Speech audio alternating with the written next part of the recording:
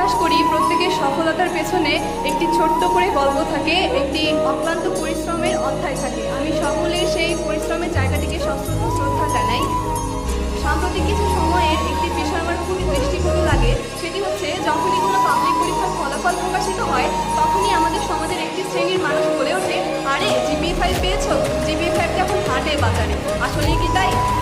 একটু যদি লক্ষ্য করে দেখতে পারবো, আমাদের 2022-23 সেশনে উচ্চ মাধ্যমিক পরীক্ষায় দেশের 11টি শিক্ষা বোর্ড থেকে 13,59,442 জন শিক্ষার্থী উচ্চ মাধ্যমিকে অংশগ্রহণ করেছিল এবং GPA পেয়ে উত্তীর্ণ হয়েছে মাত্র 92,595 জন।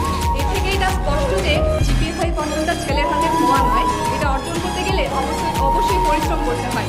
আমি বিশ্বাস করি আমার সামনে যারা রয়েছে তারা সকলেই এই যে আজকে এখানে আমরা উপস্থিত হয়েছি প্রত্যেকেই পরিশ্রম করেছি, প্রত্যেকেই করেছি। আজকে আমার মতো হয়তো তোমাদেরও এই মঞ্চে বসে এটাই মনে হচ্ছে যে উচ্চ মাধ্যমিকের যে সময়টাতে আমার কিছু বন্ধুরা পার্কের অলিতে গলিতে 2 ঘন্টা আড্ডা দিত, ঠিক সেই সময়ে একটি ঘরের কোণে পড়ার টেবিলে বসে আমরা পড়ার জন্য সময় ব্যয় করতাম। ঠিক সেই সময় যখন তারা ফেসবুকে মনোযোগ দিত, রঙিন ছবি তুলে ক্যাপশন দিত, শেয়ার কমেন্ট রিয়াক্টের জন্য, সেই সময়টাতে আমরা ব্যয় করেছি ফেসবুকে নয় টেক্সট বুকে। আর সেই জন্যই আজকে আমরা এখানে। সকলের সফলতার পেছনে তাদের বাবা মা থাকে, আমারও রয়েছে।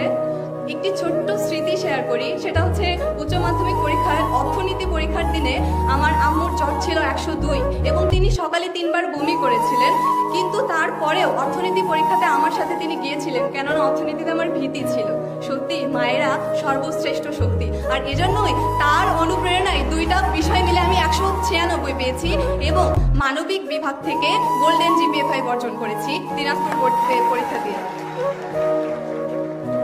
বঙ্গবন্ধু শেখ মুজিবুর রহমান একটি কথা বলে গেছেন, আমার এই স্বাধীনতা ব্যর্থ হয়ে যাবে যদি না আমার একটি বাঙালিও না খেয়ে থাকে। ঠিক সেভাবেই আমাদের এই GPA প্রাপ্তি ব্যর্থ হয়ে যাবে যদি না আসন্ন ভর্তি যুদ্ধে আমরা টিকে থাকতে না পারি, আমাদের অবস্থানটাকে দৃঢ় করতে না পারি।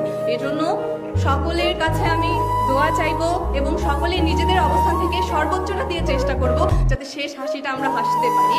এবং আমাদের যে পিতামাতা রয়েছে পিছনে, তাদের যে কষ্ট, তাদের যে আশা আকাঙ্ক্ষা, এবং গর্ব করে প্রতিবেশীকে বলা, এই যে এটা বলেছিলি আমার মেয়ে ভাঙা চাল কি উঠাই দিবে, দেখ আজকে সত্যি আমার ভাঙা চাল আমার মেয়ে উঠাই দিছে, আমার ছেলে উঠাই দিছে। সকলের কাছে আমার অনুরোধ, সকল কিছুর আগে আমরা বাবা মার প্রতি শ্রদ্ধা ভালোবাসা রাখবো, সকলে ভালো মানুষ হব। দিন শেষে এই পৃথিবী, এই বিশ্ব ব্রহ্মাণ্ড সকলের জন্য নিরাপদ হোক। সকলে আমাদের জন্য দোয়া করবেন।